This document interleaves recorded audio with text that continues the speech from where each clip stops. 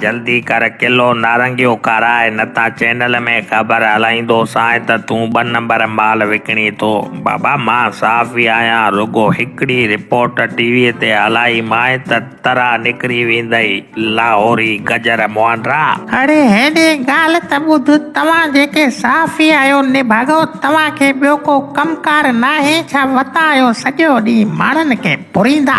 पोएं हफ़्ते मूं वारे चाचे जो मौलवी निकाह पढ़ाए पियो, उते बि तो जहिड़ो हिकु सहाफ़ी पहुची वियो, चवण लॻो 5000 जो नोट हणाए न त चैनल ते रिपोर्ट हलाईंदो साईं त घोट जे मथां 10 लख रुपया इनाम रखियल आहे। जेको बि घोट खे पकड़े थाणे ते पहुचाईंदो उनखे इनाम ॾिनो वेंदो। उन साफ़ी जी इहा ॻाल्हि ॿुधण खां पोइ चाचे मूं वारे कंडी मां 5000 जो नओं नोट कढी उन साफ़ी खे ॾिनो ऐं चयाईं जान छॾ निभागा, मथां कराई न कल्टी। यार ब्लैकमेलिंग जी बि का हद हूंदी आहे। अड़े चरिया असां साफ़ी माण्हुनि जो बाक़ी कमु कहिड़ो आहे? पोएं हफ़्ते मां पाण वारे अबे खे ब्लैकमेल कयो आहे। बाबा मीडिया जो दौर आहे, असीं कैमरा ऐं माइक ॾेखारे माण्हुनि खे पुरींदा आहियूं। रुगो हिकिड़ी रिपोर्ट हलाई माए त सफ़ा भुज भुज थी वेंदे। हाणे जल्दी कर किलो नारंगियूं ऐं हिकु हिंदाणो पैक कर, पुराणे ज़माने जे कबट मुआंडा।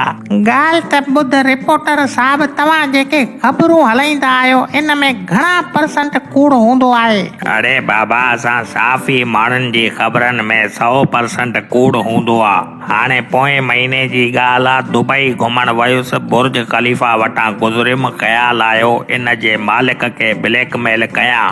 उन वक़्तु बुर्ज ख़लीफ़ा होटल जे मालिक खे फ़ोन करे चयोमांसि त तुंहिंजे होटल जी टॉप फ्लोर ते माण्हू चढ़ी करे असांजे घरनि में ॾिसनि था, कारो आहीं या त पंहिंजो होटल बंजराए या वरी 60 लख रुपया मोकल। उन ई टाइम मुंहिंजे अकाउंट में पैसा अची विया वॾा।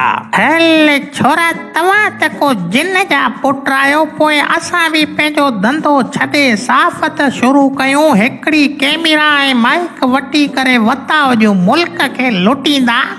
भला इहो ॿुधाए त तव्हांजी तालीम छा आहे रिपोर्टर साहब? बाबा तालीम असांजी आहे आंगूठो, ही कोट पैंट पाए हथ में माइक खणी जॾहिं शहर में निकिरंदा आहियूं त माण्हू सम्झंदा आहिनि को वॾो जर्मनी जो पढ़ियल लिखियल आयो आहे। बाबा टगी टोड़ी जे कमनि में सभु शयूं जाइज़ आहिनि असां वटि वॾा।